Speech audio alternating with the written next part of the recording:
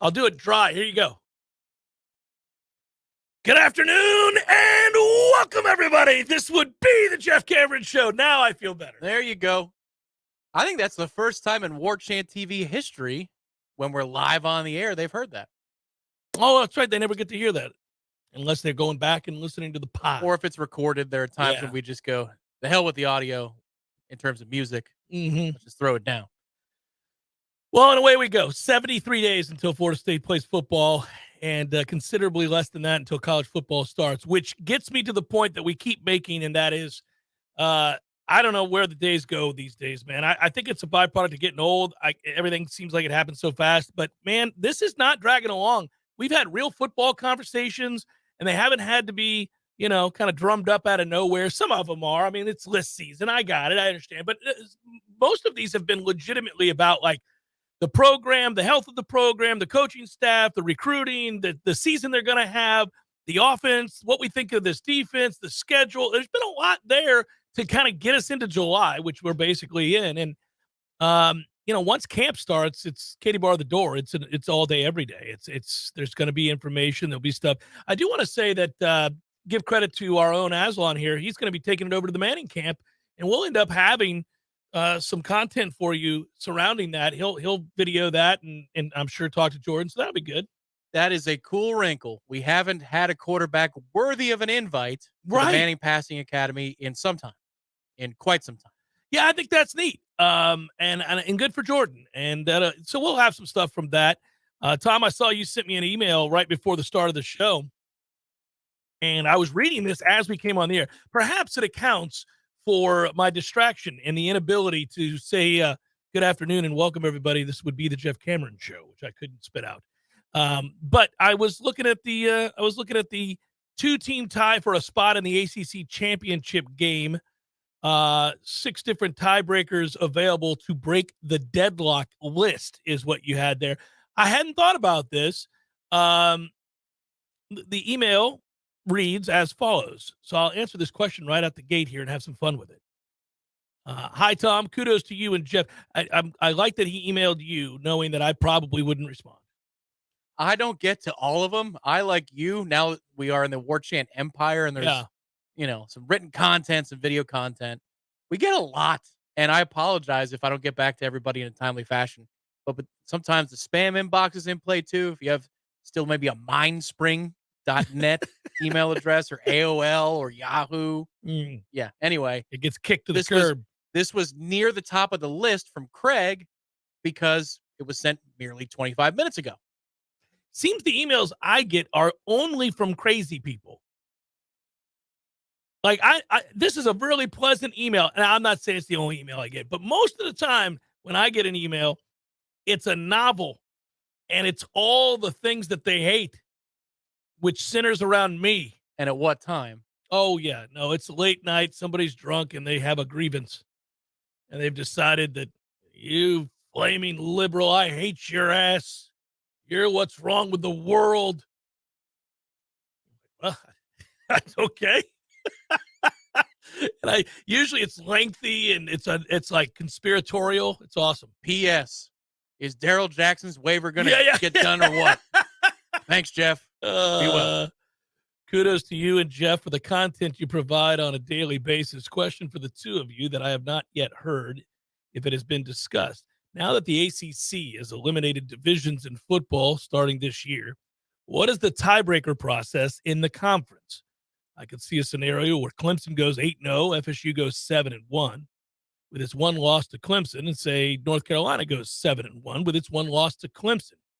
Who goes to the ACC championship game, and would it eliminate our chance of going to the college football playoff if we beat LSU this year, but the conference sends UNC to the ACC championship? Obviously give us no chance at a conference title. Thoughts? Keep up the great work. Go Noles. All right, well, thank you. Whoever emailed that, I don't see a name on this. Craig. Thank you, Craig. Long distance call, Craig.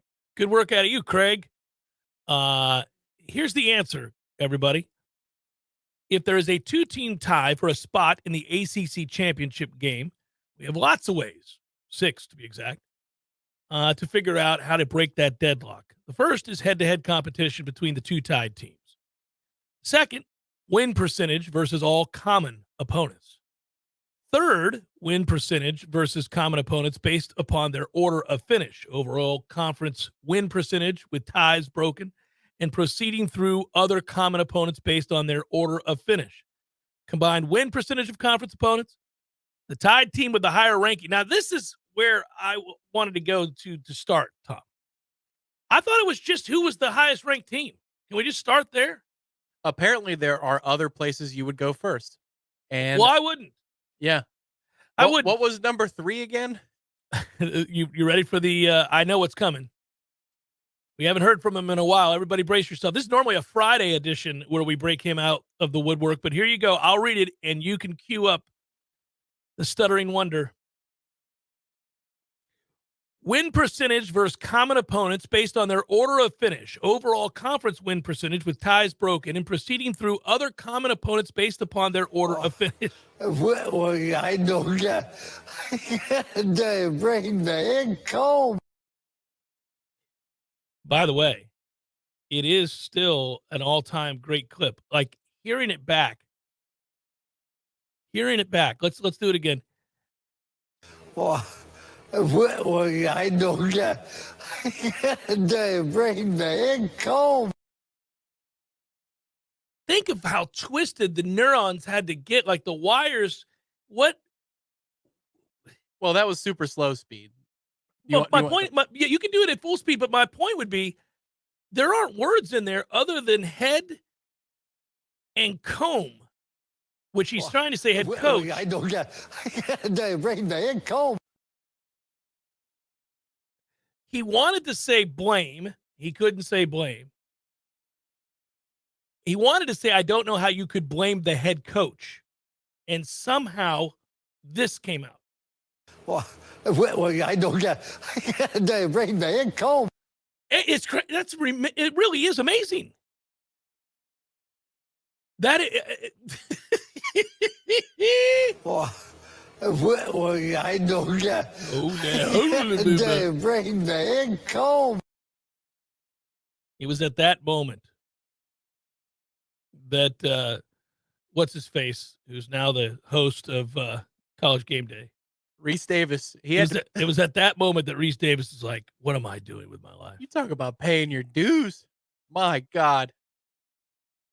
And he was so bitter. You could tell it was always like, I'm in here with these two a-holes. This guy can't even speak. The other guy has a Q rating of 0. And now here I am just trying to make this. And they're making me dress like a judge. I look like an idiot. All because I'm waiting for Chris Fowler to someday leave the set of College Game Day. And the bastard keeps re-upping. Come on, Chris. You know you want to call tennis? You've always dreamt of being in the booth next to John so he could belittle you. Still waiting for that FIFA gig, Chris? Oh, man. It's crazy, though, right? I mean, it's still all-time great. Back to our subject at hand. The 6th, well, really, back to number 5, the tied team with the higher ranking by the team rating score metric provided by Sports Source Analytics following the conclusion of regular season games. I was not aware of this. This was decided at the spring meetings. There was debate amongst the coaches about which service they would use as they go down the line. I would guess so. And number 6 is the representative shall be chosen by a draw administered by the commissioner of or a commissioner's designee. His designation. Philip, why don't you draw? I think it's a fine job for you. Philip is wearing a bunch of Tar Heel gear. Yeah. All right. Oh, I'll do it. Just so you know, it's on the up and up, everybody. Here I go. I'm not looking. Much like our history program. Have you checked out some of the offerings, some of the sections and courses we've offered to players? And the general pop. If it had not been, Tom, then they really would have been in trouble. Let's not forget. That's right. The general student population was able to take a non-existent course just the way the athletes did. That's right. It wasn't special treatment. Anybody could have taken the course that doesn't exist, that we gave out A's to for over 20 years and got a slap on the wrist. Congratulations to Tyler and also Will for signing up for the class and getting the free A. Yeah. Yep. Good for them. Like those guys thought they were taking a course because they weren't on the in. They didn't know like the athletes knew. So they were just like, oh, I'll just take this. And then they took it. They're like, what, well, we don't have to do anything? No, man, that's the thing. That's the thing. Well, you don't have to do anything in this course. Maybe they went to the registrar's office and they were cut off as they were walking in by some dude who keeps the collar up real close to his cheeks. Mm-hmm. You don't want to do that. You don't. Roy Williams. You don't want to do it. This is the greatest class ever. Take the A. Look, at the end of the day, it's going to be win percentage versus all common opponents. That's what this is going to do because Clemson and Florida State do play each other. And so you will have the competition. It's the other side that everybody would be worried about. Who comes from the other? Well, there's no more sides, but who would have come from the other side if it was still lined up before? The only other team that really has a chance, we think, this year is North Carolina. Probably so. Maybe Louisville. Louisville's got one hell of a schedule. Yeah, I mean, it's the easiest schedule of all time. People are concerned about it. I'll say this about Louisville, by the way. I know it's an easy schedule.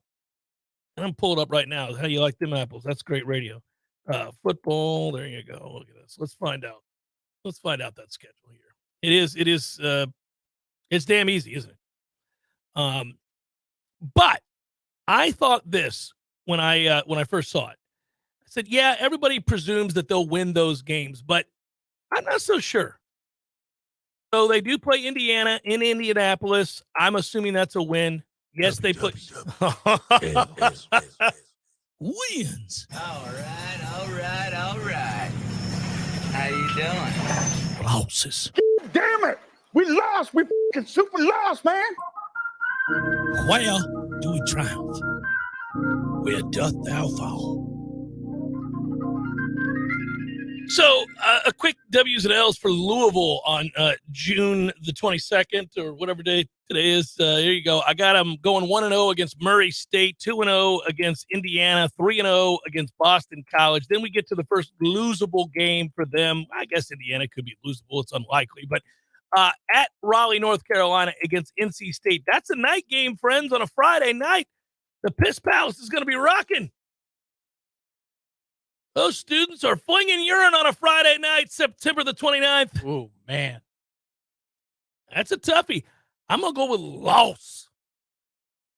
There's your loss. They also play Notre Dame. Then they play at Pitt. That's another loss. I'll throw another wrinkle in there for you. Duke will beat them. Whoa. Yeah, Duke is going to beat them. At the Papa John Palace? At the Papa John's. That's another loss. Miami will have quit by the time we get around to November, but they do play at Miami. And they host Virginia, and they host Virginia Tech. Those are wins. But, man, it's not as easy. The time to get nervous is if they beat NC State on the road on a Friday night. I forgot to give them the win against Georgia Tech. Sorry. Well, they'll forget that game, too. Yeah. I mean, yeah, if they beat NC State on the road, so if they start 1-0, win over Georgia Tech, Murray State, Indiana, BC. So, okay, that's whatever. We're not nervous yet. They beat NC State on the road, and they turn around and beat Louisville Notre Dame at Louisville a week later. Then you might be like, man, I need Pitt to rise up. Saturday, October the 14th. Let's go, Pitt. Because I don't think Virginia Tech's going to, and I don't think Virginia's going to, and I can't trust Miami anyhow. Kentucky at the end of the year, see, maybe. But it's going to be us and Clemson, guys. If Clemson can make it, of course. I'll tell you what, you want to talk about getting nervous. You're talking about getting nervous with Louisville's schedule. Where you really want to get nervous is if Florida State beats LSU and goes on the road, and in the fourth quarter we're tied 24-all against Clemson in game number 4. That's when you'll feel the nerves eating at you because you're a quarter away at that point from probably going undefeated. Well, yes. Think about that now. And or having a free loss at any point during the season. Yep. So the post-game show, at any point, well, they lost, but they had a freebie. They cashed it in. I don't want any losses. Yeah, I agree. I'm not. falling back on Wins that are good. We freebie. agree. I'm not falling back on that freebie. If you beat LSU and Clemson, you should not lose another game on that schedule. So this is an important question, and I know what the answer would be for the SEC, and I know what the answer would be for Ohio State specifically. Mhm. Maybe Michigan, but definitely Ohio State. If Florida State was to go 12-0, could they lose the ACC championship game Like and TCU, still make the like playoff? TCU, Yeah. Oh, yeah. It did apply for them, didn't it? Yeah. Against Kansas State. I guess the answer would be yes, based upon circumstances. You don't know though. what the other teams are doing. The though. That's SEC the would whole be problem. beyond reproach of whatever the field is doing if you have a 12-1 SEC team that lost the championship. Rightfully, to be honest. Rightfully. Would we be, though, with wins over LSU and Clemson in the first month of the season? Would we have built up enough to sustain a stumble in Charlotte?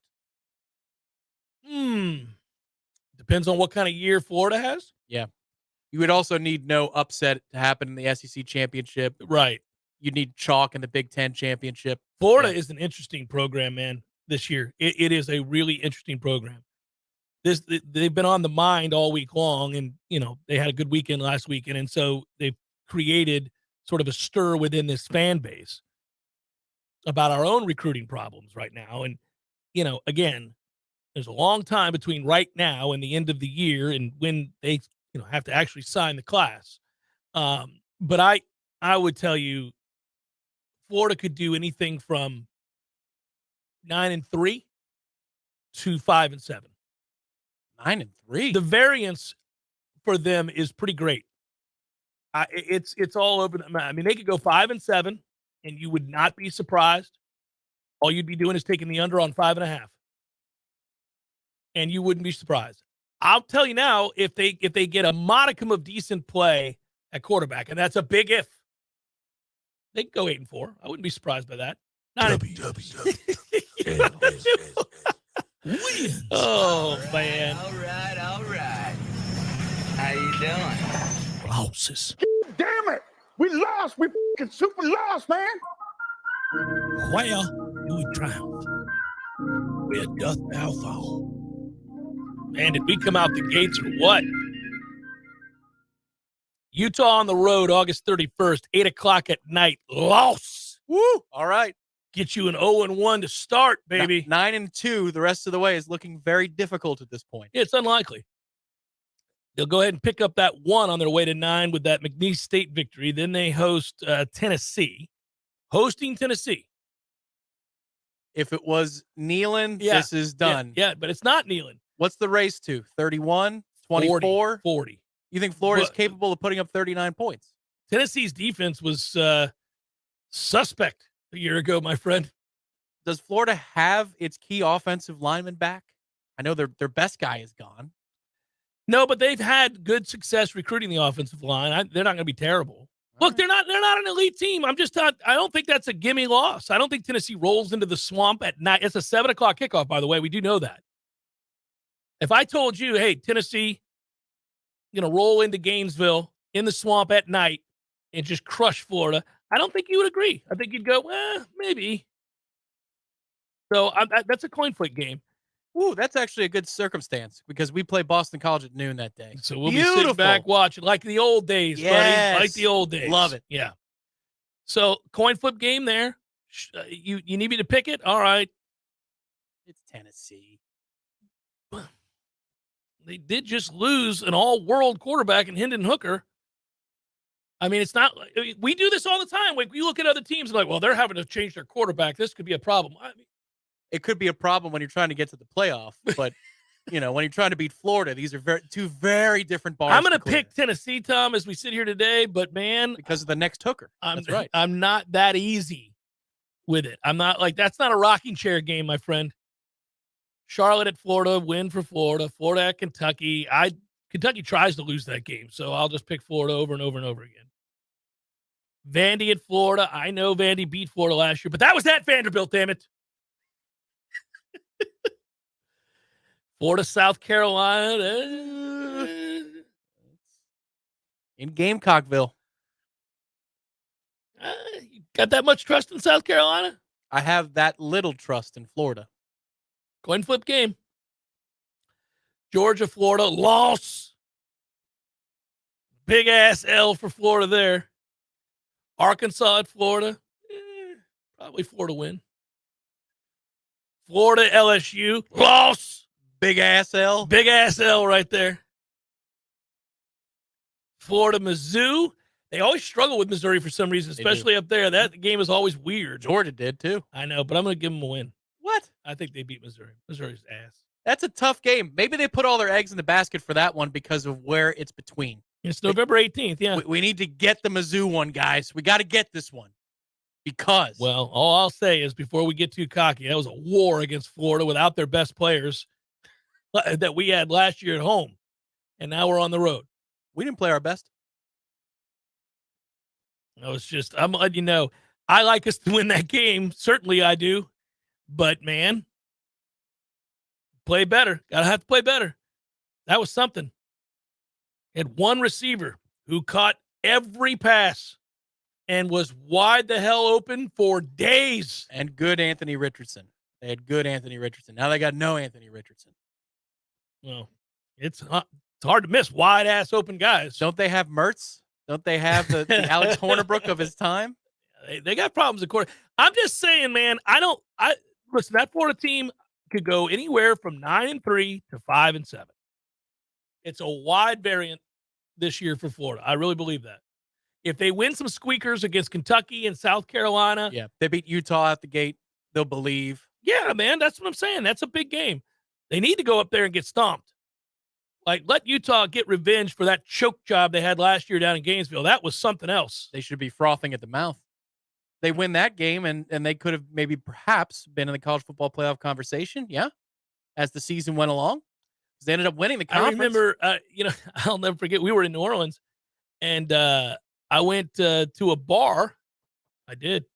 Shocking. And they have those in New Orleans. Lots of them. They're all right together, too. It's amazing. So I went to this one bar. I can't remember the name of it. Great bar. I saw Bill there.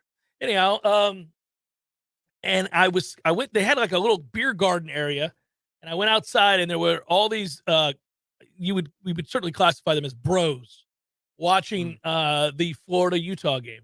And one of the kids had a few and had Utah to win the game outright. I heard him talking to his cohort as they were drinking and watching that drive, and he was so excited when Utah got down there on the one, as we all were. And then my man Cam Rising decided, no, I'm going to rip your heart out. And this kid's going to make a pick the likes of which you've never seen. I'm going to fire it 700 miles per hour at his face, and he's somehow going to catch it despite having those big-ass defensive lineman hands or whatever. That was nuts.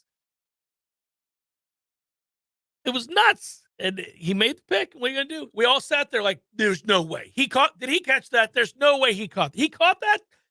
Damn it, man. And that guy slung a glass and he was kicked out.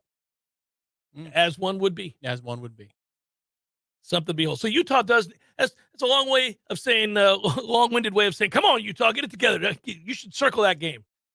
Paste Florida and set the tone. Make that a 37-10 game. Be like, that's the kind of year you're all having. You got a bum at quarterback. You've got no momentum now. You just got stomped. Get ready to lose to Tennessee. Get ready to lose to Kentucky. Get ready to lose to Georgia. Get ready to lose to Florida State. Yeah, that's right. Lots of L's on that calendar. You better show up in droves for McNeese State. Good old McNeese State. That's the one you're going to win. Is it McNeese State? Yeah. It is McNeese State, yeah. Riley thinks 5-7 most likely, with 4-8 being slightly more likely than 6-6. I'm taking the over. I think they'll get to 6 wins. They're not devoid of talent. They're not going to be a dominant team. They're not going to be a good team. They're going to be an average-ass team. Just need them to get to 6 wins. Took the over on the 5.5. Oh, man. Just need them to get to 6 well, wins? I'm trying to win a bet.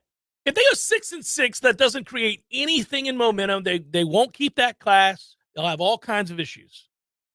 I mean, there's already rumblings. People are like, there are bets I'd like to lose. That would be one. Yeah. Like, either way I win. I didn't. Either way I win. I didn't throw down $10,000 or anything. It won't break my heart if I lose it. Just 3. Jeff Cameron Show, 93.3 Real Talk Radio, Warchant TV continues in a moment. Someone who thought texting was a better idea than stopping for a traffic light slams into your rear bumper. Now your back is injured and you've got to be at work and rehab, all without a car. I'm Dana Brooks of Basic Brooks Law Offices, and we hear stories like this every day. You shouldn't pay for someone else's mistake. Call us at 850-777-7777, and we'll make sure you come back stronger. Hey, no fans, our partner ISF Inc. is a national management and IT consulting firm located right here in Tallahassee, Florida, solving the future for state governments through strategy, process, and technology. As a trusted advisor for state governments, ISF knows the importance of defining a clear and detailed strategy. Our friends at ISF can help your organization create a strategy that sets you on a path to success. ISF, your vision plus our expertise brings your brilliant ideas to life. Visit ISF.com to learn more. ISF, solving the future. My man, Eddie. Jeff, what's happening, dude? Bears eating people all over the place. I read another article today. It's the third one in the last month of somebody getting mauled to death by a bear. Man, bears have their own space. You got to let them have that. You do. You got to stay clear of bears, is what you're saying? Yes. I got a question for you. Here you go. If you had to be mauled to death, eaten alive by any animal in the world, which would you choose to eat you alive? Ooh, I think maybe I'd want, I don't know, longevity time, a mouse. Just a slow burn. Slow burn. This thing just finished the pinky. It's been a month. I could go to work. I could still do my thing. I could probably live 30 years. I thought you were going to say great white because it'd be quick, or a grizzly. We went with mouse. Yeah, mouse. Okay. Mouse it is. Gordo's, bringing the flavor and flair of Cuban food to Tallahassee since 1996. This is Dr. Ryan Finn in Tallahassee. It's time to spring into health. Spring brings neck pain, back pain, headaches, and allergies. We have specific adjustments that can help with these issues. This is Dr. Shannon Lord. Don't let neck pain, back pain, headaches, or allergies stop you from enjoying the Sunshine State. Spring into action and make your appointment online at finnchiro.com. FENNCHIRO.com. That's FENNCHIRO.com. Remember, your chiropractor loves you, and there's nothing you can do about it. Cannonball! When I get home from work, I'm ready to relax. So I call Swain Pools and Spas to put my pool in the back. I call Swain Pools and Spas. Now I'm soaking up the fun when I want to. It's springtime in Tallahassee, and there's nothing better than soaking it all up in your very own hot tub from Swain Pools and Spas. Swain Pools and Spas is the home for Caldera and free flow spas in North Florida. And Swain has the right pricing and tub size options to fit any yard and any budget with quick and easy financing options. Swain even has hot tubs that can plug right into your existing electrical outlets, so there's no additional installs needed. Visit SwainPools.com. That's SwainPools.com. And right next to Swain Pools and Spas is Tallahassee Car Care. Stop in today for everything from an oil change and brake repair and tires to alignments and transmission. Big or small, we do it all. It's Tallahassee Car Care, the only repair shop where you can take a dip while we repair your whip. Tallahassee Car Care, right next to Swain Pools and Spas. Cannonball! We all want more energy, more strength, more results. Well, welcome to Orange Theory Fitness as you take a step towards feeling more alive today. Backed by science, Orange Theory's heart rate monitored workout is scientifically designed to keep heart rates in a target zone, spiking metabolism and increasing energy. Orange Theory Fitness is a one-of-a-kind group personal training workout resulting in more energy, visible toning, and extra calorie burn for up to 36 hours. Experience a more vibrant life today with Orange Theory Fitness. To find out more, go to orangetheoryfitness.com. Welcome back to the Jeff Cameron Show, sponsored by Legendary Home Loans, a mortgage experience designed around speed, simplicity, and customer service. Before you buy your next home, contact our friend Shannon.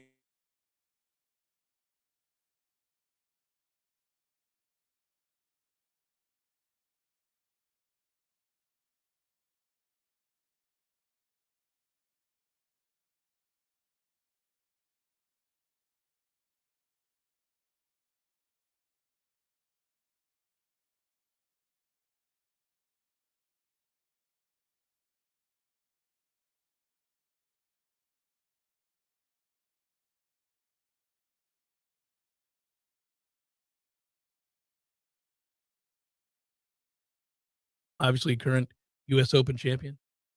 And he wanted Justin Thomas to mark his ball. It was like 80 feet from the hole. And Justin Thomas snidely says to his caddy as he's walking back, didn't realize that the mic caught him. He's like, guy wins one U.S. Open. I got to mark my ball from 80 feet. Like, yes. Wonder if Wyndham is well liked amongst his peers. That sounds like a no. I can't tell though if it was him being funny because his back is to the mic, to the camera, so you can't see. Like, is he being funny, or is he kind of like miffed about needing to mark from 80? Because it's the kind of thing where at first when he requested, you're kind of like, really, Mark, damn near off the green. Oh, okay. Just kind of funny. Keegan Bradley leads the way at the Travelers. I know all of you want to know. Of course he does. That's Travelers, his personal course. Yeah, I'm in good shape, buddy. I had Cantlay in a bet today. He finished 5 under at 65. I don't like him. He's the slowest player on tour. He's hard to watch. He's annoying, but he plays well here, and I took him. And he shot a 65 today. So we're right on track. I also have Xander Schauffele to bounce back. He shot a 68 today and is in the 20s. So we'll see what he does over the weekend. And then Tony Finau, let's see. He's on the course right now. He's 1 under through 3. So we'll see what happens. This is a designated event for what it's worth. So you have the who's who. I mean, Rory is here. John Rahm is here. I'm not sure how. Travelers must be spending a pretty penny. That's got to be the answer as to why that tournament is a designated event. And that's 2 designated events that come the week after majors? Well, because nobody would play in it. Yeah, well. That's what they're doing. They're like, look, man, you got to play in these events. That's a major sponsor. We're going to have to, and we're incentivizing it. We're going to pay you a huge sum of money. Listen, I get it, though. I will say, and I'll get away from golf. It's a year-round thing now. And because it's a year-round thing, they've got to designate some of these events where nobody will play them. They're just not going to show up. Well, especially as the income for the players keeps rising, there's less incentive to play. Right. I'd be like Sung J.M. He plays every tournament. He cracks me up. That could be the Lipton Tea Open in Quincy. He's like, I'm there. Or he'll play the Korean Open the week before the PGA. Get off the plane. Your boy tried to tell you. It was too late. He'll roll down the tarmac. I was like, my man. Pop up like Willy Wonka in the chocolate factory, put a bag on his back, and go shoot 85. Yeah, I tried to warn you, but it was too late. You had already submitted. It was too late. When I said that, your face was great. I go, he played in the Korean Open and just got there an hour ago. You're like, oh. And then he promptly did exactly what we thought somebody who had been on a plane for 16 hours would do. I believe my response was, what? Yeah. You got to look these things up, man. That is so unfathomable before a major that you would go play halfway around the world. It's his country. He wanted to be, and it's less patriotic. It's admirable. Help my bank account. Yeah, he's like, no, I'm playing. I'm playing it. I'm going to be there. I'll be there, guys. Did Just you like know I said I would. Last week that we found a player on this earth that is far slower than Patrick Cantlay and Brian Harmon? Did you watch any of the Brian Harmon stuff that happened last week? Mm-mm. Well, you had no choice if you were about 4 groups of players at the U.S. Open. He took 20 minutes to get a ruling for a shot he hit into the trees that he didn't believe he needed to play. He thought he should get a free drop. So there were 3 groups behind him waiting on the tee, literally, after he got his ruling and finished out. He also is one of those Sergio circa 2002s that stands over the ball and does the little twitchity do? I mean, it's 8 to 12 waggles. Mm-hmm. 8 to 12. Ain't nobody got time for that. Nobody's got time for that.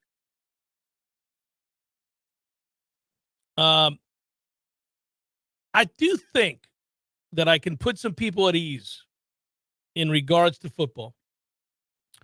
I talked to somebody, our mutual friend, today at length. Feels like the high school recruiting is going to pick up in due time. We're going to be all right. Does share some concerns. So it's on balance. Long term versus the short term. Yeah. Some yeses coming. Need more yeses in the future. And there's some worry that perhaps, that's not a dynamic group out there recruiting now on that side of the ball. So I think we need, I would suggest that Surtan's going to help out. I mentioned that before. And I would also just think that this season will go a long way in helping Mike Norvell make staff decisions. And we've said that time and again. I'll wait out this thing. Wins, by the way, go an awful long way in changing that dynamic. Yeah, and if you're thrilled with a couple of other factors, namely development and portal recruiting, closing with kids that are on their second chance, final chance, or whatever it is, then if the wins are there, you're willing to allow for one thing to be not ideal because it'll cover up that issue. So if you're not great in high school recruiting, but you're good at the portal and you're good at developing players and making them better, then I think the wins will allow for you to be more patient because obviously you're winning for a reason. And that is not just due to, well, the players themselves showing up and then figuring it out on their own. You're going to be talking about player development and how that, it's an interesting scenario. I know that, and this is just me kind of talking about what I know from having watched it just play out. I don't think that you're going to see, and I don't know this now. This is truly independent. This is not influenced by any conversation I've had or with. You see, guys, that implies the other things were informed. So what I'm telling you is that I don't. So the battle's in. Let's just say it. Spent a lot of money on roster retention. We know that, and they were very aggressive in ensuring that we did well in the portal over the last year too. See Keon Coleman, who everybody wanted. Yep. And he came to Florida State. It's a big deal, right? They've put a team out on the field right now that is pretty damn good. We know they're elite offensively. We'll see what they are defensively. They should be better. But I don't think that is sustainable. I don't think that – now, what I think is sustainable is that there's still going to be an elite NIL group. I think the Battle's In knows what they're doing. They've shown that around every turn. They have a plan, but I think they're fiscally responsible too. I think they understand that there are some guys in some years where you can't do certain things, that you're going to put the onus in another place. You're going to say, okay, we got an all-world quarterback that we kind of have to make sure stays here. All right. He can't go somewhere else. So we're willing to fork out a certain amount of money for that all-world quarterback that makes the whole thing go. That hurts you in other areas, though. You have to prioritize. And so I think they had to prioritize quite a few guys that are a big part of why we're so excited about the upcoming season. Absolutely. Which means that you're not, if you don't see an uptick in high school recruiting from this staff, let's say, moving forward, I think you can be concerned because I don't think that they're going to go out there and spend a ton in the portal. And I also don't think that they're going to be able to always grab the number one defensive end in the portal. Maybe not, but the reputation will suggest after this year that if you are the number one defensive end in the portal, you better be looking at you ought to be, yeah. And there's going to be, I would think, a significant amount of liquid cash, if that's what we're talking about here, in the budget this December, January. A lot of guys coming off the books, so to speak. A lot of them.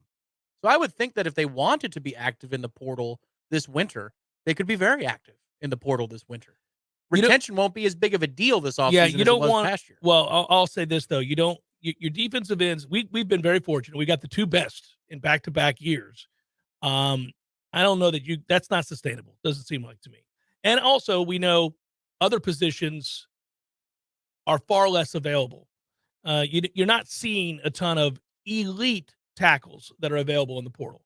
Now, if Daryl Jackson is approved, that was a hell of a get. But now, again, that's a kid that's played in two different institutions already. He's yet to dominate on the field. He could. We'll see. If he does, by the way, Florida State is going to be very good because he's a menace, and that's going to free everything else up. Yeah, and I would think that given the two deep at defensive tackle right now, the guy that you would circle if you're the Battle's End for retention would be Joshua Farmer, if he wants to hear of it. This upcoming offseason, you want 44 back. Sure you do. That will help fortify the ranks and help that transition to the Ayo Tafasis and Daniel Lyons of the world so that it's a little bit smoother. Yeah, and you need to get a guy in here, too, from the high school ranks. You need to get a good player in here. And you need to do that at defensive end, and you need to do that at linebacker. Really, those three positions that I'm looking at closely. Because I'm not, again, I said it yesterday, and I'll say it again here. I think they're going to do fine in the secondary. I think they're going to be able to sign some kids. I think they're going to get the Lester kid. And so, maybe not as early as we'd like them to. Like, we want it now. We want to hear the news now. Because it creates momentum and everybody gets excited. Good it's an God, answer. we want it now. Yeah, every we 5 do. freaking seconds. Like, Yeah. I get it. I understand. I want them to finish with a high recruiting class too, but I think we just looked at the calendar and picked, this is going to be the week we freak out. Well, there was a sequence of events that led to the mashing of the panic button for some. Yeah. Including having some kids cancel visits. So, you're kind of like, that's not ideal. not ideal. You want to do W's and L's from Miami when we come back? Oh, When we come back? Absolutely. All right. Jeff Cameron Show 93.3, Real Talk Radio, Warchant TV. Your local news now. The Tallahassee Police Department is investigating after 2 men were seriously injured in a stabbing. Investigators believe it stemmed from a fight that took a violent turn. The incident happened around 6 p.m. Tuesday evening near the intersection of Jakes and Patterson Street and Hudson Street. The men were taken to a hospital for treatment of serious but non-life-threatening stab wounds. No one has been arrested at this point. Teacher unions across Florida are trying to get a federal judge to stop a new law from taking effect. Several unions, including the Florida Education Association and United Faculty of Florida, are suing the state over a law that would put new restrictions on unions. Those new restrictions include a ban on payroll deductions for union dues, requiring local unions to go through audits, and requiring 60% of eligible employees to pay dues in order for a union to exist. Florida is a right-to-work state, which allows people in unionized workplaces to opt out of paying union dues and fees. Unions representing other public employees are also suing in state courts. This is Rachel Lene with your Real Talk 93.3 Local News Update, brought to you by Macklemore Systems, Tallahassee's O2 Mac store. Check them out online at MacklemoreSystems.com. This is meteorologist Paul Trombley with your Real Talk 93.3 weather update. Chance for scattered thunderstorms this afternoon, otherwise overcast. Highs level off around 87, southwest winds 8 to 15 miles per hour. Mainly cloudy skies expected tonight. Chance for scattered thunderstorms, lows dip down to about 71. Scattered thunderstorms again tomorrow. Highs level off around 85, cloudy skies expected.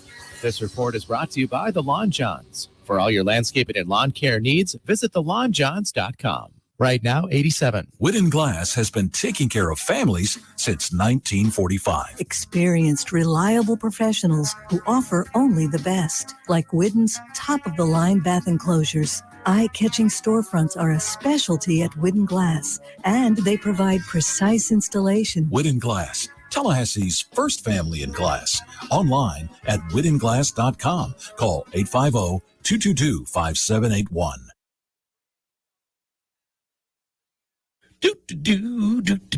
My man Eddie. Jeff, what's happening, dude? Bears eating people all over the place. I read another article today. It's the third one in the last month of somebody getting mauled to death by a bear. Man, bears have their own space. You got to let them have that. You do. You got to stay clear of bears, is what you're saying? Yes. I got a question for you. Here you go. If you had to be mauled to death, eaten alive by any animal in the world, which would you choose to eat you alive? Ooh, I think maybe I'd want, I don't know, longevity time, a mouse? Just a slow burn. Slow little burn. This thing just finished the pinky. It's been a month. I could go to work. I could still do my thing. I could probably live 30 years. I thought you were going to say great white because it'd be quick, or a grizzly. We went with mouse. Yeah, mouse. Okay. Mouse it is. Gordo's bringing the flavor and flair of Cuban food to Tallahassee since 1996. The Jeff Cameron Show, brought to you by Orange Theory Fitness.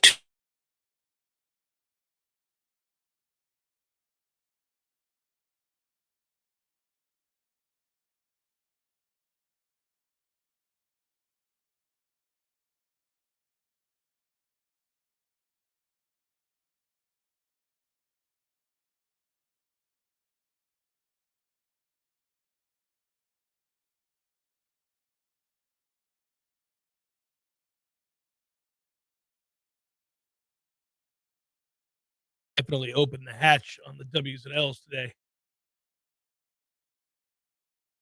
That was yesterday's theme. It could be a shirt. Be on the lookout for that down the road. An open the hatch shirt for our special day spent yesterday together. They're out of air now, guys.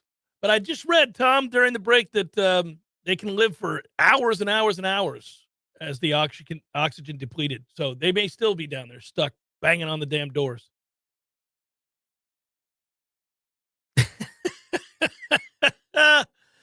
Tom might take the shirt off now that you gave $100. Good Lord, Z-Chan. You hate that Mets gear that much? It's Mets gear, guys. Thank you, Z-Chan. We love you too. You guys realize that every time you put in the chat that you hate the Mets gear, that adds another day that I will wear the Mets gear consecutively. You need to get you a new favorite pullover, though. Like, you love that pullover. It's a great pullover. I've got 5 of them. You need to get you a quality FSU pullover that you're like, oh, I like this one. Quality FSU pullover? Mm-hmm. I mean, the Mets ones, we're going to keep going. Do you have an FSU pullover? I do. Plenty of them. This is like the detention scene in Breakfast Club. Yeah. You want another? You want another? And another? You got one. Yeah. Besides, what do y'all care about anyway, you Braves fans? You guys are the kings of the division. You have been since it was conceived, the NL East. You should not concern yourselves with that. Well, I think that where too. does the insecurity stem from? I don't My question. Know. It's weird. I would, if we won 20 division titles to your 2 or 3, I would not care that you existed. Yeah.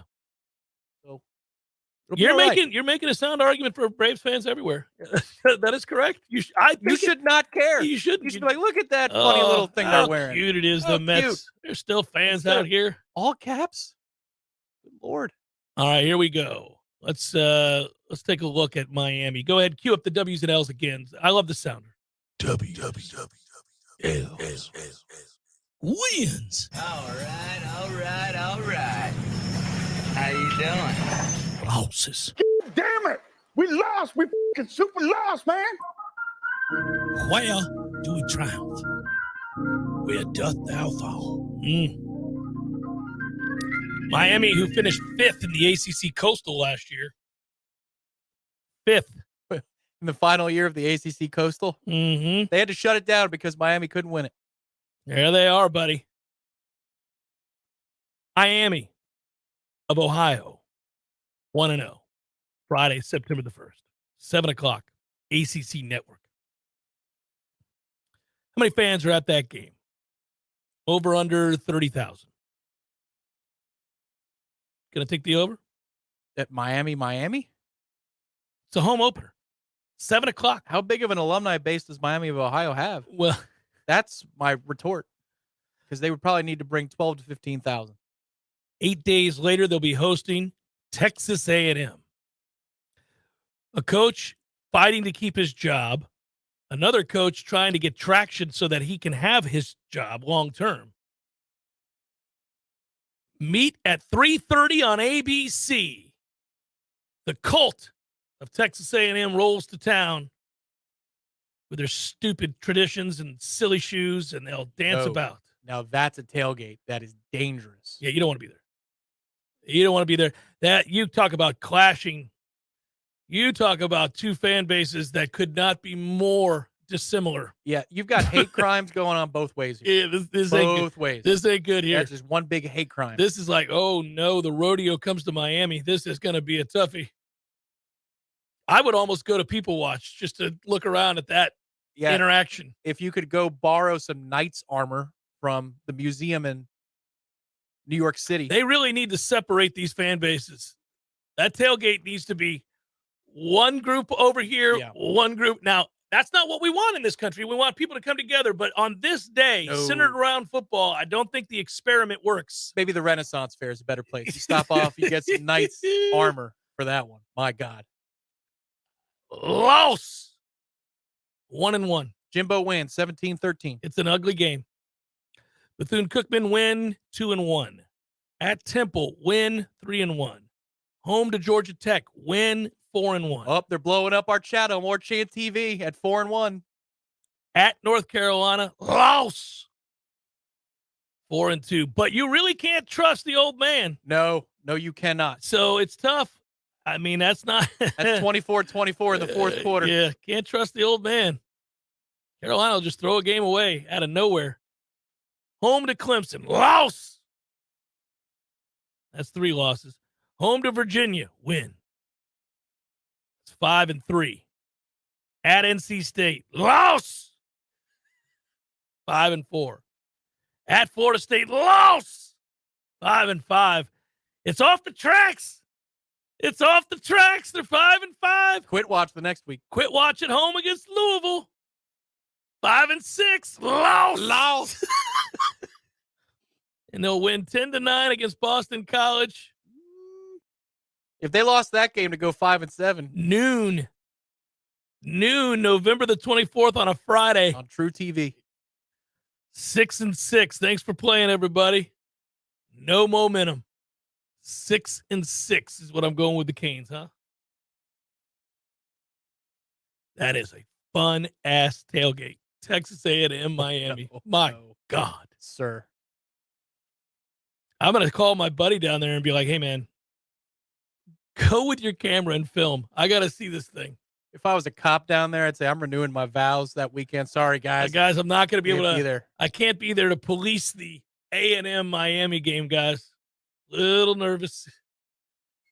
Wife said we have to that week. It's our anniversary. Isn't it May?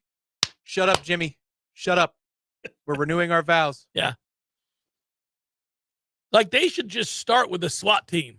Just have the SWAT team there, the bomb squad, everybody. Okay, guys, a show of force before you get Shannon Sharp was right. Call the National Guard. Hour number 2, forthcoming. Stay with Jeff Cameron Show, 93.3 Real Talk Radio, Warchant TV.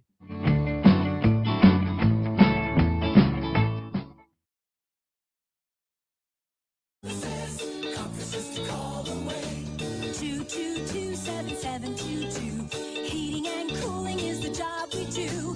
Parker Services. Comfort to call away. Invest in a Peak Performance membership and you'll buy peace of mind in knowing that you're extending the life of your system and probably saving money on your power bill too. The program includes comprehensive tune-ups that keep your system running at its maximum efficiency. And Peak Performance members get many benefits, including priority service. Members jump to the front of the line when their comfort system fails. And a 15% discount on all parts. The Peak Performance membership pays for itself over and over again. Call today and have peace of mind. Florida license number CMC 050334. Parker Services. Comfort to call away. Parker Services. Comfort to call away. Now go call Seminole Glass. Now get on the road and get it done fast. Your local family-owned glass company, serving the Big Bend for over 15 years. At Seminole Auto Glass, we care about your safety. Insurance will send you wherever it benefits them, not the quality of service. There's a difference in auto glass companies. Trust your local auto glass experts. Seminole Auto Glass. They handle any kind of broken glass, and you know who they are. Better call Seminole. Discover seasonal sensations full of passion and flavor at Café de Martín and El Bar, a one-of-a-kind culinary and cocktail concept created by classically trained chef Martín Araujo. This summer, escape to your own Peruvian paradise in the capital city and experience handcrafted, colorful, refreshing cocktails like the Chilcano de Maracuyá, made with authentic pisco, mixed with lime juice, passion fruit, a splash of ginger ale, and bitters. Or enjoy a classic pisco sour, made from grapes produced in the nutrient-rich lands of Peru. At Café de Martín and El Bar, everything is handmade from fresh ingredients con amor y pasión, with love and passion. From the moment you open the doors, you're immersed in the culture and transported to Tallahassee's only upscale Peruvian culinary experience, full of surprises with every dish and every drink. It's Café de Martín and El Bar on Capitol Circle Northeast in the Esposito Shopping Center. Open Monday through Saturday for lunch, happy hour, and dinner. Online at cafedemartin.com. There's fun to be had every night at the Corner Pocket. Take home prizes on Trivia Tuesdays and Beer Bingo Thursdays. And kickstart your weekend with Martini Fridays. Plus happy hour runs every weekday and game day specials every time the Noles take the field. Watch all the best games at the Corner Pocket's Vegas wall, featuring 560 inches of flat screen TV heaven. Oh, really? The best food, the best drinks, and the best place to watch all the games. Tallahassee loves the Corner Pocket. Coming up next, more of the Jeff Cameron Show. Live and local on Real Talk 93.3. WVFT, Gretna, Tallahassee. The latest betting odds and line movements from Vegas. This is your action update. Now here are your latest lines from our guys in the desert. Florida Gators will play in the best-of-3 College World Series Championship Series after beating TCU 3-2 yesterday. The Gators are the plus 105 favorite now to win it all. Wake Forest lost to LSU yesterday as the Tigers force another game on that side of the bracket. The winner of that will meet Florida for the title. LSU today $1.55 favorite. Wake Forest plus 125. The Braves have won 7 straight. They close out their series at Philadelphia this afternoon, minus 115 against the Phillies, plus 105, 8.5 over the total. And the Rays are a $3.70 home favorite against Kansas City. Sign up now for your free VSiN subscription at vsin.com/subscribe. For more sports betting news and information, go to vsin.com. Mike Sennett, Real Talk 93.3. This week at Macy's, summer is in full swing, so save on fresh updates with your coupon or Macy's card. With an extra 20% off when you shop online or an extra 15% off in store. That's on top of great prices on shorts, tees, swims, even outdoor toys and games. Plus, get 40 to 50% off during our great sandal sale. Macy's Star Rewards members earn rewards on every purchase, except gift card services and fees. Learn more at Macys.com/Star Rewards. Savings off sale and clearance prices, exclusions apply. Heart failure, carpal tunnel syndrome, shortness of breath, stomach issues, lower back pain. How does it all add up? If you have heart failure and any of those seemingly unrelated symptoms sound familiar, it's time to talk with your cardiologist and get the full picture. They may add up to transthyretin amyloid cardiomyopathy. ATTR-CM is a rare and underdiagnosed disease. Recognize the signs and discuss them with your doctor soon. Learn more at connectwithyourheart.com. That's connectwithyourheart.com. Sponsored by Pfizer. Hey, this is your stomach speaking. It's time to eat again. We met deadlines and closed out the workday like a boss. The last thing you want to do is cook dinner. Even worse, pick up any fast food garbage. We need something good, something local. We need foodiestakeout.com. An all-star lineup of local spots like Smitty's Tap House, El Jalisco, Terry's Cafe, Hangar 38, Metro Deli, and more. It's so easy. Just choose pickup or delivery, and let's eat the good stuff. I'm growling already. Visit foodiestakeout.com. There's no doubt that buying a home can feel overwhelming, especially if it's your first home. You're worried about location, school zones, square footage, inspections, insurance, loan approvals, interest rates, and of course the price. Buying a home could be the most significant investment you've ever made. But there's good news. You have our friends at Legendary Home Loans, and they're on your side and in your corner. They're going to go to bat for you. Shannon Young from Legendary Home Loans can help first-time home buyers get up to $25,000 for your down payment. For first responders, veterans, teachers, military, and healthcare workers. And that's not all. Shannon is an expert navigator of the home loan terrain, and you can trust that he's going to get you the most competitive interest rates and guide you through the process every step of the way. Plus, Shannon will also get your closing costs reduced. It's the Hometown Heroes program at Legendary Home Loans. Give them a call today, 844-FSU-LOAN. That's 844-FSU-LOAN. Or go to FSUHomeLoans.com and ask for Shannon Young. NMLS number 2270146. We all want more energy, more strength, more results. Well, welcome to Orange Theory Fitness as you take a step towards feeling more alive today. Backed by science, Orange Theory's heart rate monitored workout is scientifically designed to keep heart rates in a target zone, spiking metabolism and increasing energy. Orange Theory Fitness is a one-of-a-kind group personal training workout resulting in more energy, visible toning, and extra calorie burn for up to 36 hours. Experience a more vibrant life today with Orange Theory Fitness. To find out more, go to orangetheoryfitness.com.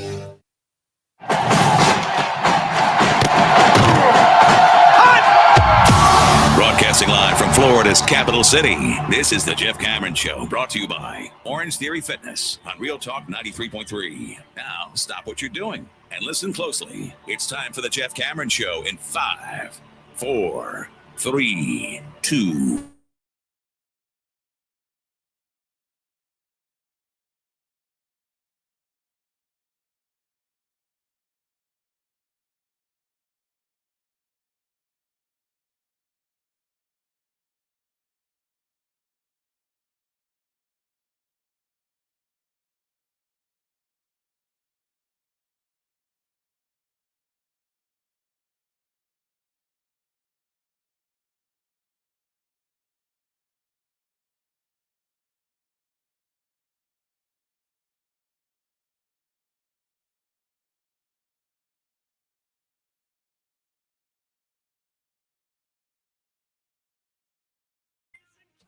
Didn't forget this year. Somehow we dropped the ball last year. Tonight is the NBA draft and the time-honored tradition of welcoming in our good buddy Matt Millar for the NBA draft name game, country of origin. with Matt Millar. He'll join us. We taped this earlier today. He had to work. He said, I don't want to miss it. All right, sending you a link. Let's knock this out. We'll have it on the Jeff Cameron Show later this hour. It's going to be where ISF typically is in solving the future. So I think we're going to solve for the future now. I just thought about solving for the future now. And, of course, you know our friends at ISF. I'll get to them in a moment. But first, I want to remind you, go get you one of those giant, juicy chicken sandwiches from Zaxby's. They're delicious. I'd like one right now. I'd like to be eating one of those chicken sandwiches right now. They are tasty. And you get that spicy Zax sauce to go along with the pickles. So you got the sweet and the tangy and the hot. It's perfect. And then a split top bun, forget about it. 66 locations in town. You'll find a Zaxby's just about anywhere you look. True story. So my nieces and nephew were in Hollywood Studios, the old MGM Studios, a few weeks ago. And there's this competitive game that you can play there. Still never been there. You'd like this particular ride, especially. Called Toy Story Mania. Cool. And it's a game that you play, and it's about, popping balloons and doing all this stuff. It's electronic. But they keep the score. Your arm is dead tired after you're done because you have to pull a string to do it. Yeah. And I said to the three of them, the kids, highest score gets a gift from me. I'm telling you what it is. Look at you out here doling out gifts. So they went to war. And of course, two of them tied. I'm suspicious of that. Of that. But the girls won. And so I said, all right, if you want me to send you some food, it's a random summer afternoon. You remember how that was? There's nothing in the fridge you like? Yeah. I will just send you whatever foods you want. You just call on the favor anytime. Got a year to do it. So my one niece called and said, can I get a 5-finger plate from Zaxby's? Boom. All right. Yes, you can. You got it. That was this Tuesday. So There I you sent it go. off to her. Yeah. Nice She was with that. thrilled. Well, Tom, can I get one of those sandwiches? Will you send that over to me? Yeah. From Zaxby's, please. Maybe that's the new wager. I'll send you some delivery Send food. me a delivery from Zaxby's, a big chicken sandwich, split top bun. Zaxby's, your Tallahassee Zaxby's, Golden Chiefs, 18 years they've been here, locked in, supporting Florida State athletics. All right, so let's solve for the future with our friends at ISF. We could do, one of the things they did, process innovation. Florida Department of Health, child care food programs, business process review, they did all of that. Help provide snacks and healthy meals for children in facilities that otherwise may not, be eating healthy on the regular. It's well done. ISF analyzed the business processes with the Bureau and recommended ways to improve office efficiencies. It's what they do. They collaborate with you. They've been doing it for more than 40 years. They do it nationally, even though they're right here in Tallahassee. Helping state government. Do the right thing, guys. ISF. Check them out, isf.com. Here's the question. Here's what we're going to solve for today. This is what's our vision here? I always talk to you about ISF. You want to do amazing things? Well, we want to see amazing things this year from the football team. And we have big visions and goals, and I think they do too, big visions and goals. So I'm going to ask you, who is the unsung player that emerges this year that we haven't spoken of, that aids in that endeavor? Who is the pleasant surprise that we're not talking about that has a big impact on Florida State football this year, or at least a very noticeable impact? Somebody who you go, you know what? We weren't talking about him before the year, but man, has he really played well. Who's that guy? So it could be any position. Well, think about it this way. Let's define our terms first of all. And guys in the chat, fire away. Let us know who you think it's going to be. Participate, collaborate with us. But, I'm not talking about, anyway, when we talk about the players that changed the game for Florida State, we talk about Johnny Wilson. We talk about, these days, Jaheim Bell. We talk about Trey Benson. Obviously, we talk about Jordan Travis. We think we're certainly going to be talking about Keon Coleman. But who's a player that we're not talking about? Like defensively, we don't talk about quite a few guys. I mean, I don't really bring up the linebackers all that much, so I'll go first. Deloach could surprise us. Deloach could be the guy that we're talking about that we're really not praising right now. People are used to me criticizing our linebacker play. Well, I don't think we have a depth of talent at the position. We don't cover very well. We had two guys last year who basically played hurt. And the second half of the season was not a good look for our linebackers. They struggled. in coverage. They struggled running around blocks. They really were not a plus for this football team last year. I thought early in the season, Tatum Bethune was everywhere. He's played a ton of football, and you could tell he could really diagnose. It looked like Kalen DeLoach was shot out of a cannon early in the season. That guy's speed was a difference maker, but as the season went on, you couldn't find him. He really was nondescript. Not a bad player, just not a game changer, not a dominant player. But I think DeLoach has gotten better every year he's been here. He is fast when healthy. So I'm going to project that he plays healthy this year and surprises us and is a difference maker at linebacker. Kalen DeLoach. That's fair. The upper end of what he does is worthy of, you know, a broadcast crew. I always judge it this way because the casual observer is the broadcast crew that plops in every week. Right? And so they say, here are your impact players on either side of the ball. Of course, they're going to say Jared Verse or somebody on the defensive line. But DeLoach's upper end is somebody that they would feature before the first snap for the offense. They got to keep an eye on DeLoach. If he can keep his speed through the year, man, last year in the first 3 or 4 games, he was really fast. It was something to behold. I mean, on that turf up there against LSU in the dome, man, he was moving. And he was hit or miss on the road against Louisville, but Cunningham is not an easy assignment. It's really tough assignment. I mean, you talk about, I'm glad that guy's gone. Out the gates, 2 terribly difficult assignments for mobile quarterbacks. Brutal. That is, I mean, about as bad as you could do unless you were facing Jordan Travis. By the way, Optimus Climb, I like where you went here. Shaheem has a chance to be very good. I think he will be very good. He was not healthy in the spring. We didn't talk about him at all. I think he's going to be really good. He writes, I rewatched the UF game. Shaheem was all over the field, played really well. I think he's next to be an unsung and major difference maker. I think he will be too. I think he's a good player. I think he's got a lot of what for to him as well. So that's not a bad choice. Some others you guys have voted on. Zyler says Omar Graham. Well, all right. I think there's a chance there. Omar or DeMarco, whoever that third linebacker is. I'm not going to say blown away because that would be a lie, but I was impressed that they were doing more than the default would do behind your top 2 linebackers. By the end of spring camp, there were signs of life from both players. I'd say Omar Graham was the stronger candidate by the end of spring camp. DeMarco Ward, just a few times, I'd have to check my notes and say, who the hell is that? Oh, right, yeah, DeMarco Ward. Oh, and 2 weeks later, oh, yeah, DeMarco Ward. Omar Graham, towards the end of camp, contributed.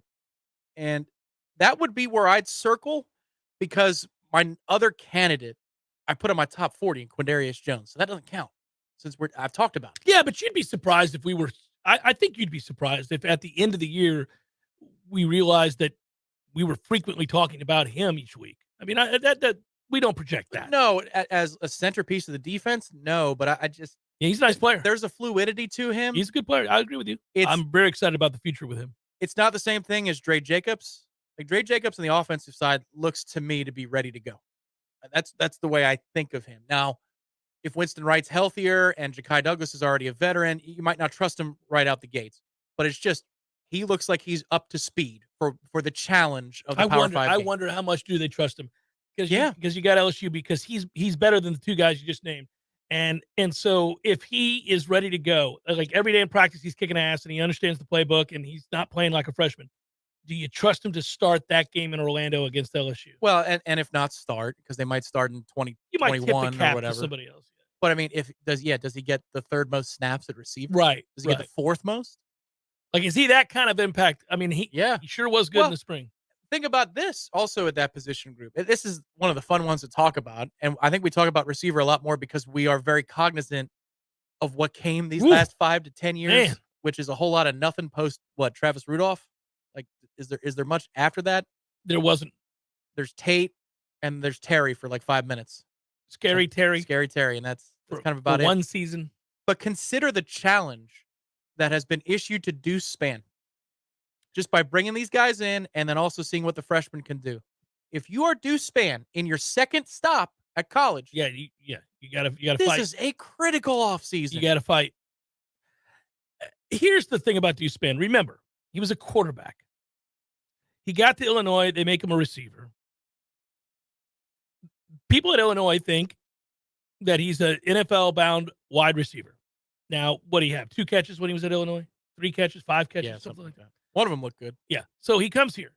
The first thing we see from him is an amazing athlete, right off the bat, I say to you, my God, that guy looks like an NFL receiver. Look at him, his body type, look at his speed, his vertical, all of that. You see that he's an athlete, a really good athlete. But he doesn't know how to run a route, and he doesn't catch the ball consistently. So right off the bat, we go, okay, he's a project, which stands to reason. He's a project.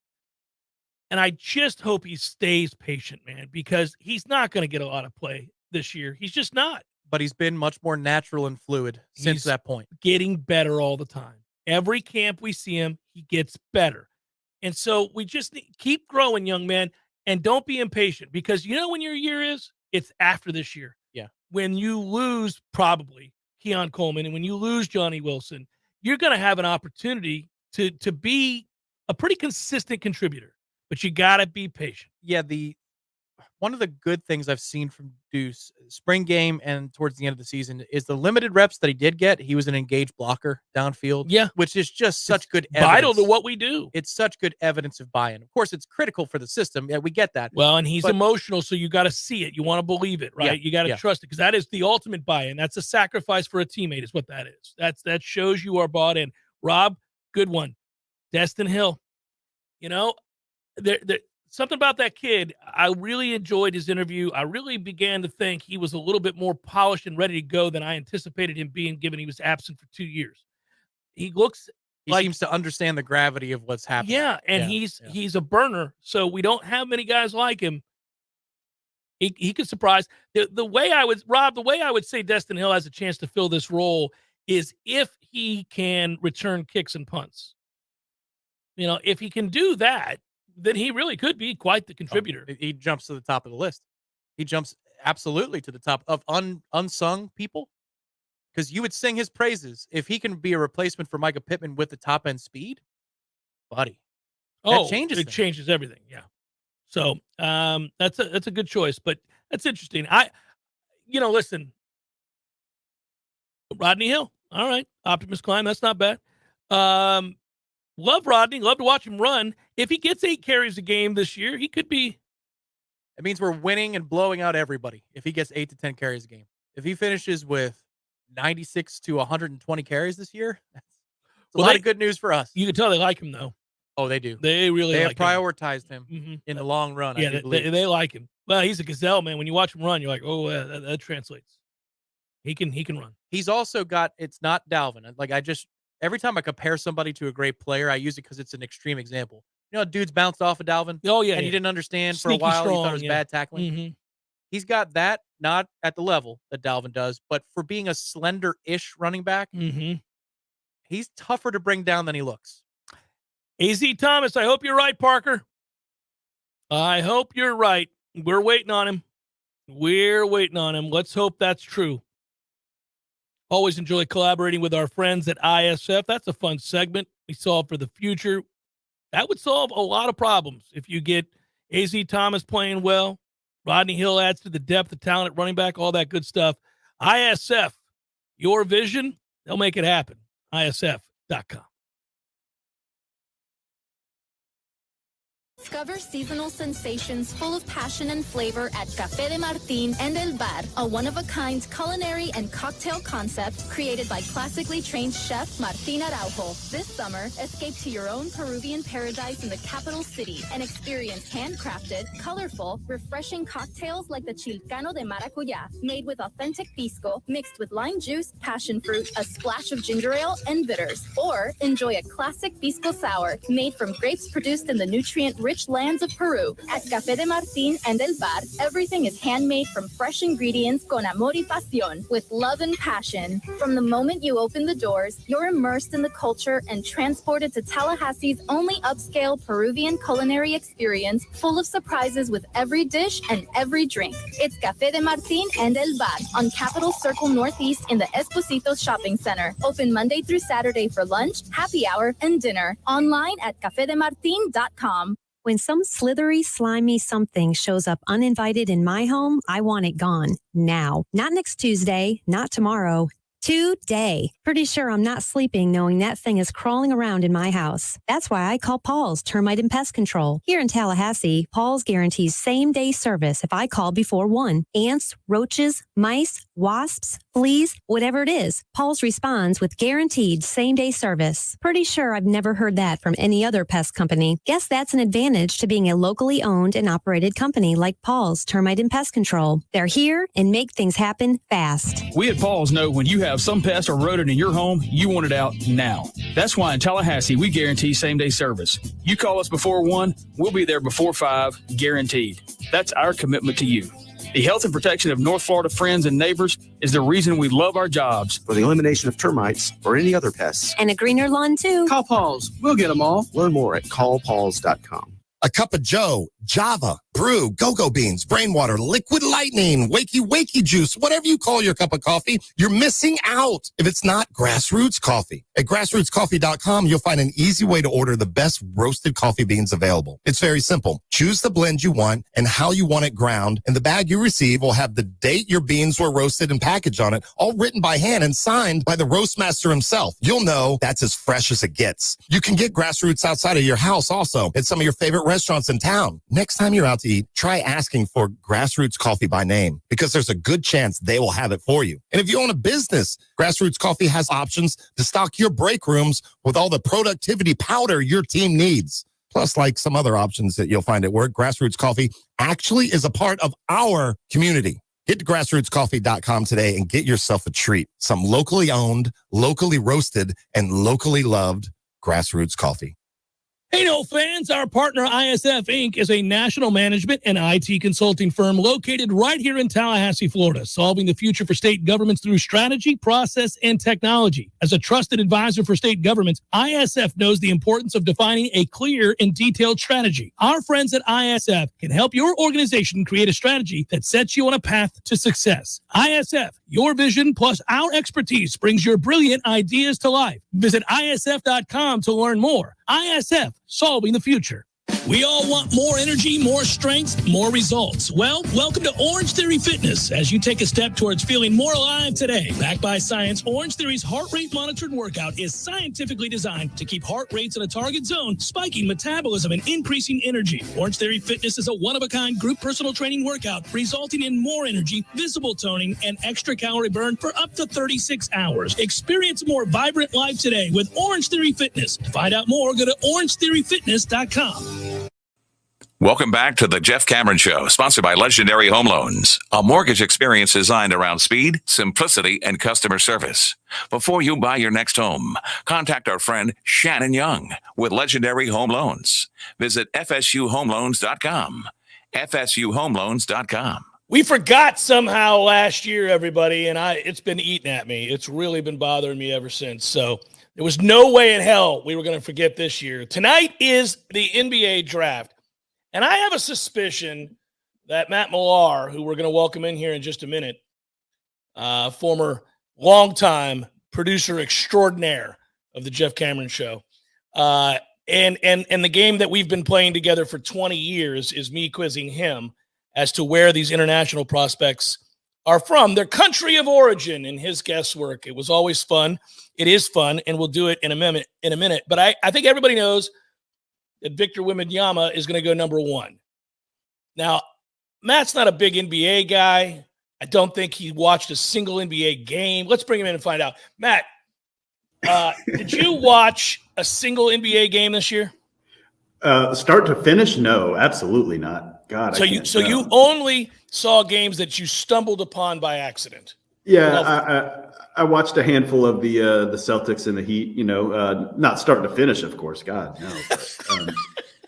But, yeah. I saw probably a decent to above average amount of NBA, which probably totaled an hour this year.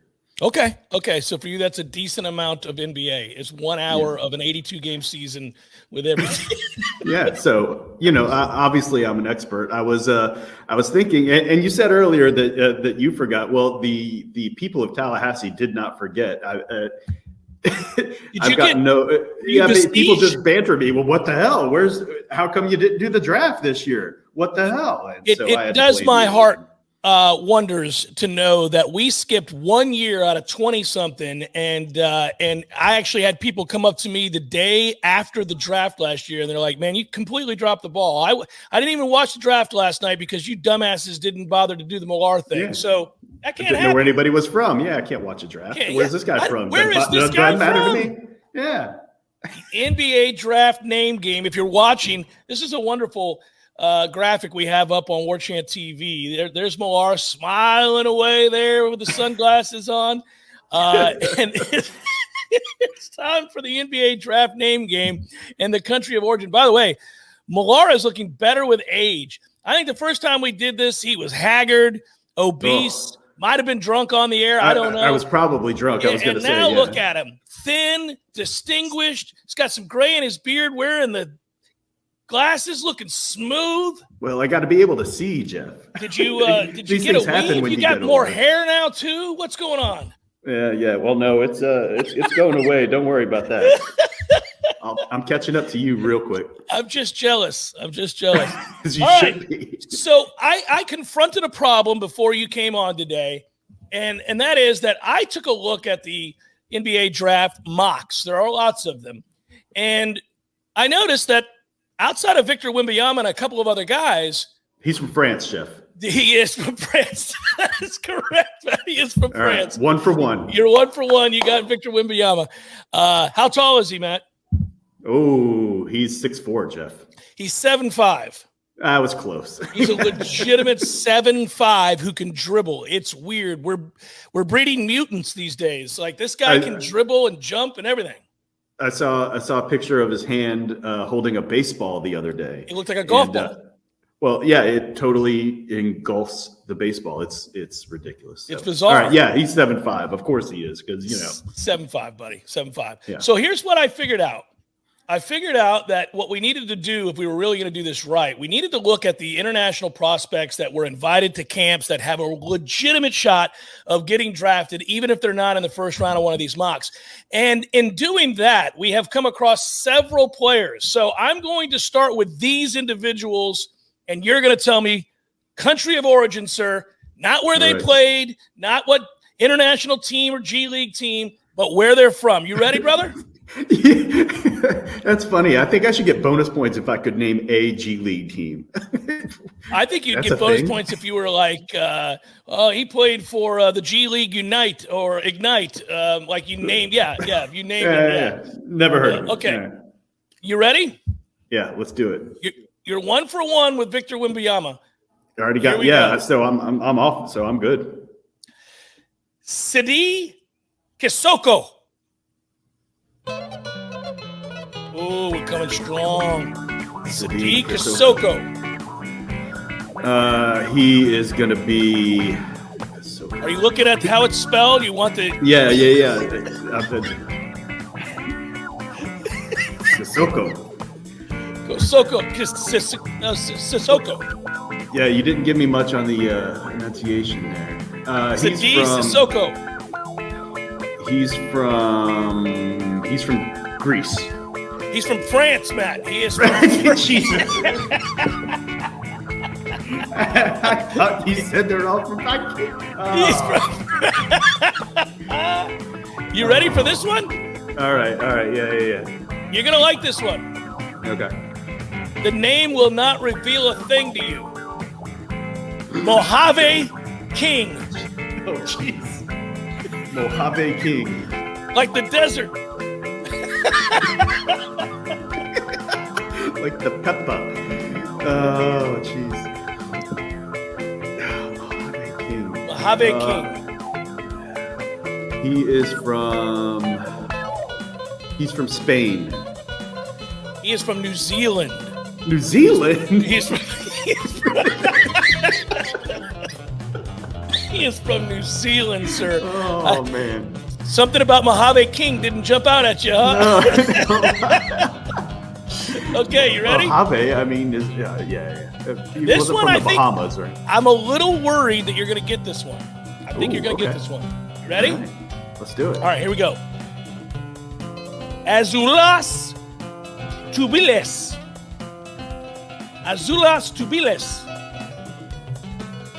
There you go. Look at it on your screen. Azulas Tubilis. Yeah. Azulas Tubilis.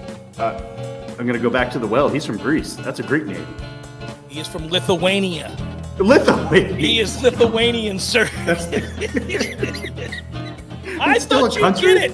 I thought the last name would give it away, the Tubilis. Well, Azulas is, I was, okay. Man, that hurts. Lithuania. That hurts. And Lithuania is still a country. Okay, noted. You ready? You're going to get this one. Okay, good. First name, James. Second name, Naji. I think it's a dead giveaway. James Naji. He is... Come on. You can get this. He is from...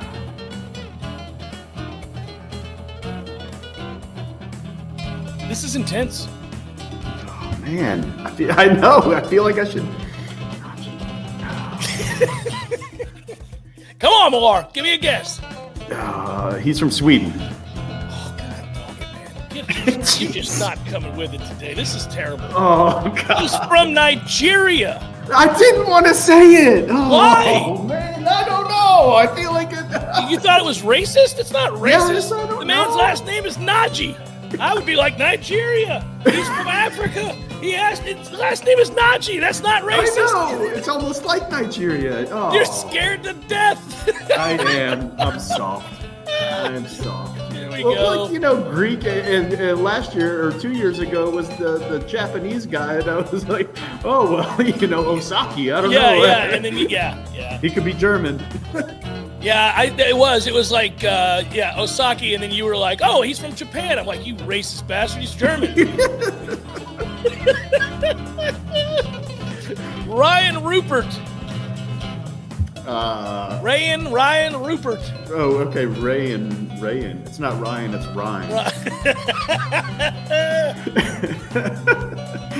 I wonder how many people got that joke. Yeah, very few. Rupert. Rupert is from Portugal. France. God, he's from France. I thought when you doubled down on Rupert, you were gonna get it. I should have said Rupert. Yeah. Yeah. Okay. All right. Now listen. This one's not obvious.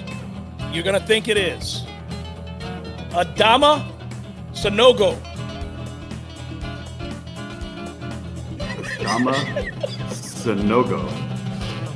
Adama Sanogo. Now, you saw him play in college, maybe not in person, but if you were flipping around, you saw him. He played on a prominent American college basketball team. He not going to help you. But I'm just letting you know. He's from a prominent American college, Jeff. Yes. Oh, boy. He is from... Sanogo. Is he from Nigeria too? I knew you were going to say that. Oh. It is not from. He is not from Nigeria. He's from France, isn't he? He's from Mali. He's from Mali. Mali, of course. Basketball Mali. That's what. Hand in hand, really. Okay, you ready? Now this one you're going to get. Tristan Vukovic. Oh, we got us a Vukovic. Come on. Vukovic. You should guess the way it sounds, for Christ's sakes. No, I am. He is from...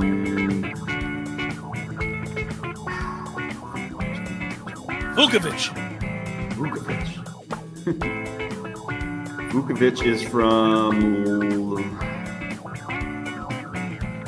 He's from Serbia, Jeff. Correct! Boom!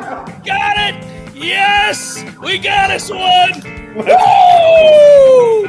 We were running thin, buddy. I don't have any. In fact, that was the last guy. That was it? Oh. That was it. You got the final one, dude. Jeez, that's what we do. You did it. The streak is alive. Cheers to you, Fine. sir. Yes, all right. Enjoy. Well done. Well done. Serbia. Love you, Matt Millar. Serbia. Of course Enjoy he's the from draft. Serbia. Love Enjoy you. the draft. Goodbye. Your local news now. A man was arrested Wednesday morning by Leon County Sheriff's Office for attempted murder. LCSO responded to a home around 12:50 a.m. in the 1900 block of Blocks and Cutoff due to a stabbing. 37-year-old Robert Irk III was located and covered in what appeared to be bloodstains on his clothing.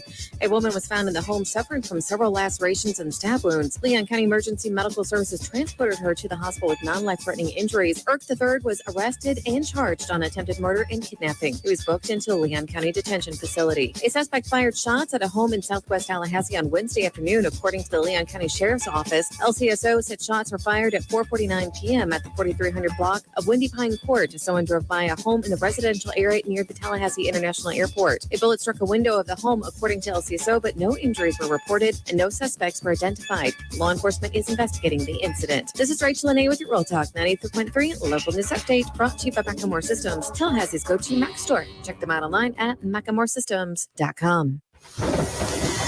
This is meteorologist Paul Frobley with your Real Talk 93.3 weather update. Overcast skies this afternoon with a chance for scattered storms. Highs level off around 87, winds out of the southwest, 8 to 15 miles per hour. Mainly cloudy tonight, chance for scattered thunderstorms, lows dip down to about 71. Scattered thunderstorms likely tomorrow. High temperatures reach up to 85, cloudy skies expected.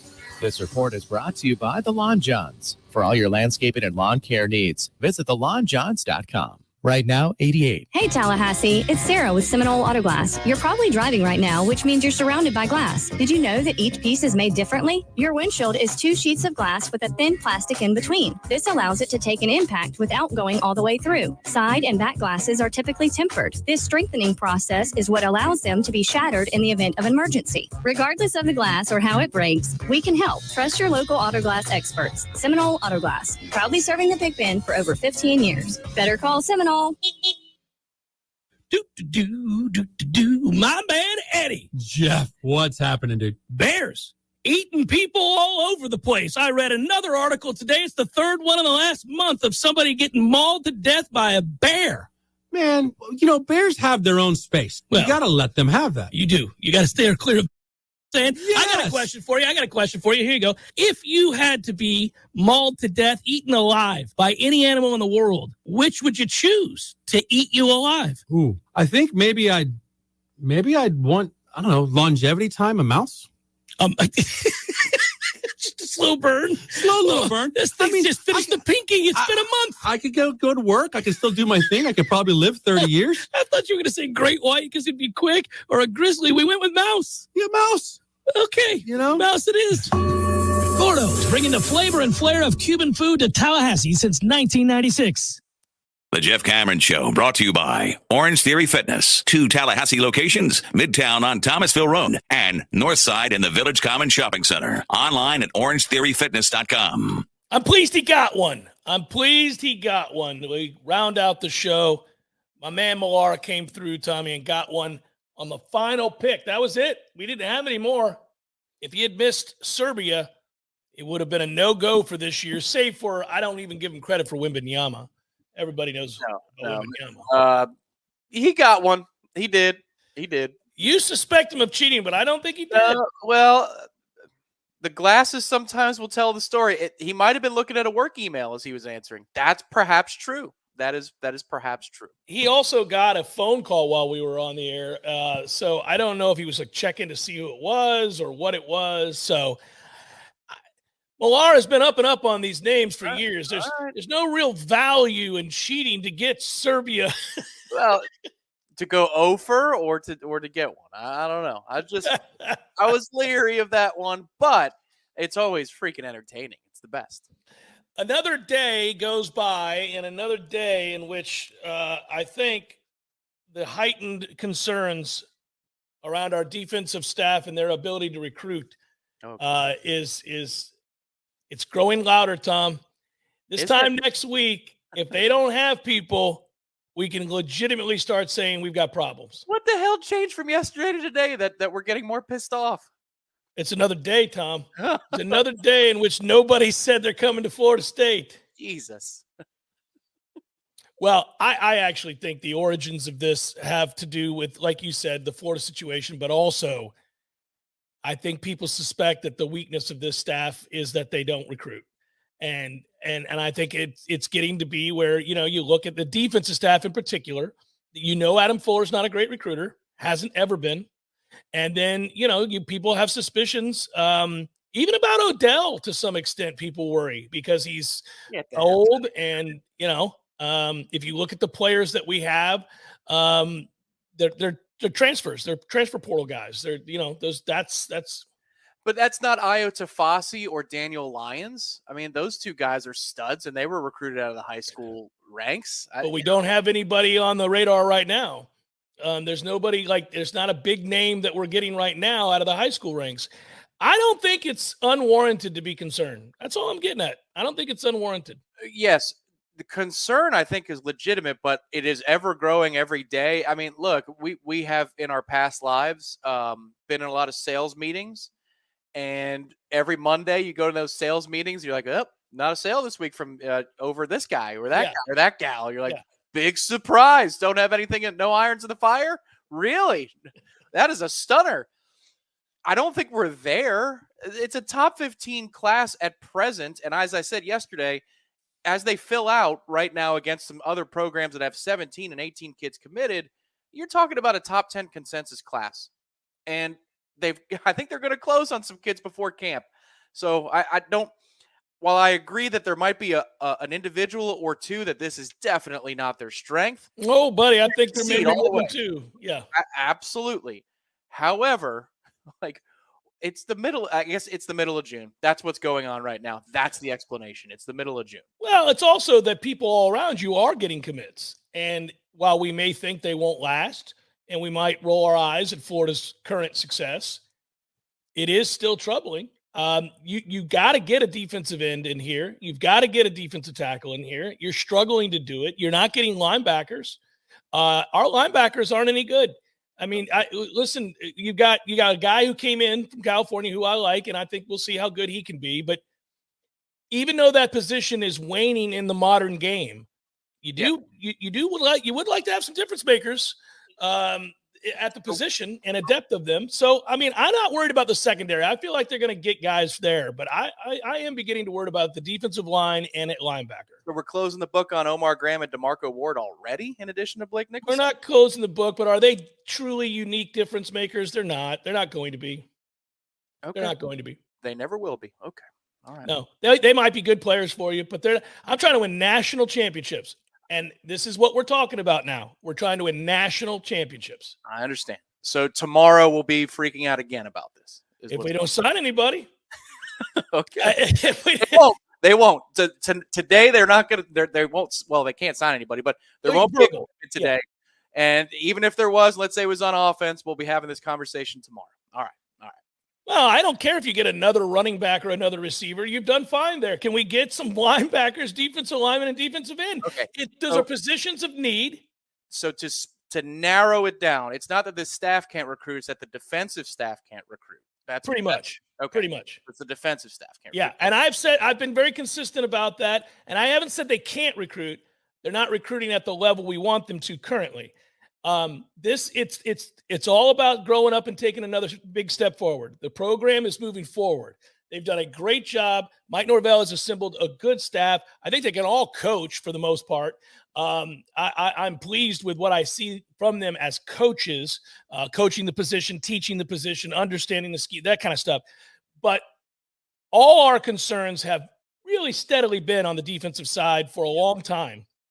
Now, once Ron Dugan's rectified the situation at receiver, right, and he gets credit for that. Once that happened, we weren't really worried. Alex Atkins is a great coach, and kids love him, and we've got 12 offensive linemen currently that can play. So I'm not bringing that up. I was worried about Chris Thompson. Doesn't connect with kids necessarily, but what am I going to say about Chris Thompson now? We've got 3 tight ends and a 5-star that just committed. Right. So I can't say anything about Chris Thompson. Obviously, we're loaded in the backfield. I love our quarterback coach. So, it is on the defensive side. And I've sounded the alarm with Randy Shannon. I didn't like that hire. I still don't like that hire. He's not bringing in anybody. We'll sign a kid ranked 1,000th if you want, and Randy will bring him in. We don't have This is disconcerting. I understand people's concerns. I do too, but I would use some of those examples as cautionary tales to just hang on a damn minute. Florida had a good weekend, so we're all freaking the hell out. Ron Dugans was persona non grata, and now not only did they go that 1 year in the transfer portal, it changed everything. But last year you bring in Vandrevius and Goldie and Hakeem Williams, and now you're going to have another 4 or 5. Yes, correct. Badass receivers. Well, it ended up working out in that situation. And it ended up working out for Chris Thompson that we have flipped a Landon Thomas from Georgia, which is massive. And Marquise and Douglas was a product of the recruiting ranks and the high school ranks. So there is a chance here that it could work for these individuals that we're calling out. The middle of June, it seems like it's reached this fever pitch. And I think it's because things are slow and because Florida had a good weekend. That seems to be more than anything else of what's going on. I think it's a confluence of events. It's the slow time, but it's also admittedly the next step. I mean, when you have camps, people are going to talk about recruiting. Yeah. When people are at an Elite 11, like your starting quarterback of the future, then we're going to talk about it. We're going to talk about who he is and maybe who he could bring in. And when you're hungry to win a national championship and there's a glimpse of hope that you are moving in that direction, everything is intensified and everything is, I think, certainly magnified. I think people now are looking like, okay, he's a good coach. This is a good staff. They had a good season. We want to be great. And I don't have a problem with that. And I like holding coaches' feet to the fire, especially when they're paid well. And they are.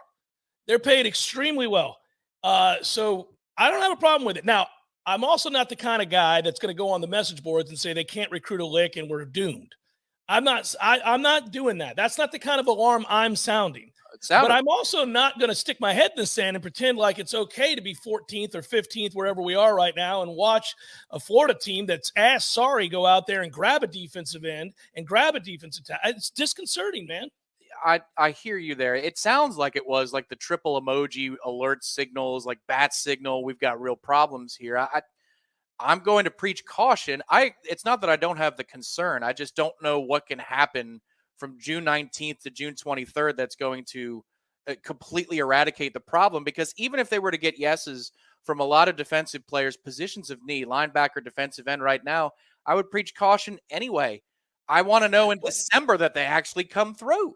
Yeah, you got to actually get them to sign on the line, which is dotted. Of course, I agree with that. It's nice to get verbals, though, because it creates momentum. And again, we want to see that momentum in recruiting. You said it yesterday, and I agree with you. It's a real thing. So when you don't have any, when you stall out a little bit, people begin to get panicked because they've seen this before. They know what it looks like, both here and elsewhere. When you watch recruiting start to nosedive a little bit, you see how hard it is to kind of get that uptick in momentum again. Usually takes a special player. And then that player says yes, and all of a sudden you got a 5-star, and they may get it with the Lester kid. And then they get him, and all of a sudden, let's say he starts recruiting others. Yes, you could see a bump. And let's hope that happens. Yeah. I think that it's fair to say that historically, several of these coaches on the defensive staff have not been great recruiters. So we may love them as teachers. We may love them as coaches, hands-on coaches, but we don't love them as recruiters. And now if you're not getting these kids to say yes and say, I'm coming to Florida State, people elevate their concerns because of their history. Correct. And I think all those things, again, are genuine. It's just, it seems like this week has been kind of a fire pit. And my other question would be, look, at that point, you need to ask another question, which is Florida outbidding us? Are we getting outbid? Are they spending more money than we have in the college? Specific to Florida, I could understand that question, but we lost a kid to USC. We got another kid who canceled a visit. These are the concerns. It's not just Florida. But it seems like that has been the spark here. So, is Florida overpaying for their losses? And so therefore, out of desperation, their budget has gone beyond what we can afford at present. Do we need a bigger groundswell in order to raise the coffers up? In order to make sure that we close? So the problem now, I think, with recruiting is you've got to ask a twofold question. One, it's about the coaches, and two, it's about the inducement. I'll say it out loud. Yeah, of course. I don't know. I don't know the answer to that question. We certainly have resources to find out. And so, I'll be putting that call in and trying to get it figured out. I think I tend to lean right. We have not had a problem in that arena. Correct. We've been at the forefront in that arena. So my guess is it's not that. My guess is that it's more staff related. We'll see. It's not that it can't be overcome. I really do believe, to your point and to the larger point, they may get bailed out if they just win a bunch of games. Yeah, that's a huge piece of the puzzle for sure. But I agree with you. I think in the end, the numbers are competitive. They could be as competitive as they want in this space, is what Ingram has said over and over again. I believe that to be true. Lester, I believe, set his commitment date for late July, so you're not going to get satisfaction there for another 5 weeks. But they have a huge official visitors weekend, a panoply of kids coming this Friday, tomorrow, Saturday, and Sunday. And then they're supposed to have a big weekend in July as well. So for me, I don't know. I'm not going to be in the straitjacket trying to break out of it until we get into camp. When Mike Norvell takes the podium before the luncheon of fall camp, there has been little to no movement, and we're now still stagnant at 13 or 15 or 17. 100%. I will put the emojis up on the bottom of the screen. That's a problem. But I think for right now, a lot of other teams are on a run. Sucks, but I think this is still at present a top 10 class if you just look at blue chip rating and all that kind of stuff. And they've got plenty of avenues to fortify before we get to camp. I'll be very specific about my complaints. I won't generalize. I think Mike Norvell can recruit. I think that he's got some guys on the offensive side that are doing a good job. I think there's some guys on his staff, period, the extended staff, the analysts and others that are doing a good job with recruiting. I think there's some on-field coaches that I have concerns about. One of them is the defensive coordinator. And, that is not an area where he is spoken of highly, is recruiting. It's not been who he is historically. Now I agree with you. Wins kind of trump everything. So if you get a bunch of wins, it helps make the case for a coach who's maybe not as charismatic in the recruiting world. Yeah, you're worried about Fuller, Shannon, and Papuchis. That's what you're worried about, right? And to some degree, I'm also worried on the defensive line. Let's see. And Papuchis, that's his job as ends. Yes. Yeah. Well, obviously we don't have any other than what we've gotten in the portal. I mean, listen, I'm talking about now. There have been kids that came here, obviously, that we're happy about, but I think that's a real need. We both know that's a real need. They could lose both starting defensive ends this year. And they don't really have it right now, a guy that you go, okay, that's who they're going to turn to, and he's going to make things all right. Honestly, no. I think Lamont Green's a third down specialist at present. He could grow into more, and that's fine to get you off the field. But, first and second down matter too. And if I was devising a budget for retention for next year, which I know the Battle's End is doing, Patrick Payton is at the top or near the top of the list. Got to be. He has to be a part of the solution for next year. Has to be. Yeah, I'm worried that he's not. I'm worried he's going to leave. I'm worried that, absolutely. He may play his way into the league this year. And he's put on size since he's been here. He's gotten better and better. He'll have plenty of opportunity in a mirage way too. He could earn it on his own, but who are you going to double? It ain't Patrick Payton. You're going to double if Darrell Jackson's consistent and he cares and he has the waiver and all that. You're going to double that guy before you double Payton. Of course, you're going to double Jared Verse before you double Patrick Payton. He's going to have a ton of opportunities to rack up huge production. Yeah, he's got one-on-ones all day long. If he wins the one-on-ones, he's going to have a huge year, and large part because of the other guys on that line. You're absolutely right. And that's why I'm worried, because I think he's good, and I think he may win a lot of those battles, and that's awesome for this year. It's a problem moving forward. You've got to get some defensive ends to say yes. He's also, you guys talked about it on headlines regarding players and having that extra kind of pizzazz to him. A little, And Jared Verse is the leader, no doubt. But Patrick Payton is the wild card, man. That guy I think he's going to get flagged more than Jared Verse for his post-whistle nonsense. Yeah. But those are two enforcers up front on the defensive line who can set the tone for you. Patrick he will chirp. Our bookends will chirp, there's no doubt. Yeah. I want to thank our friends at Power Mill Training Academy. Don't forget, they got camps going on right now. You can sign up for your kiddos to go play softball and baseball, and these youth camps are fun. It's instruction. They build fundamental skills.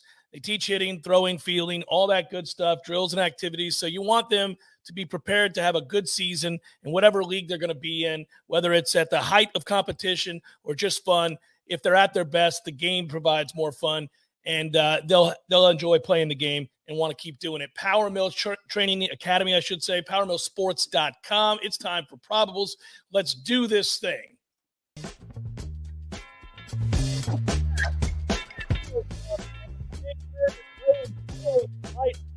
Aaron Nola.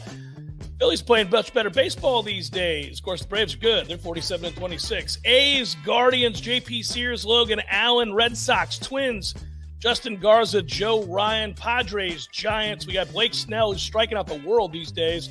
Alex Wood going for the Giants. Royals, Rays, Jose Cos, and Shane McClanahan. McClanahan! Fastest average fastball in the league in terms of MPH. 96.7 is his average, and that's from the left side. That's why he's 11-1. Pirates can't win. They'll never win again. But they got their best chance tonight because Mitch Keller's on the hill for the Buccos. The Marlins will throw Braxton Garrett. Mariners, Yankees, Brian Wu, Domingo Germán. That's a look at those that shall reside on the bump. There you go.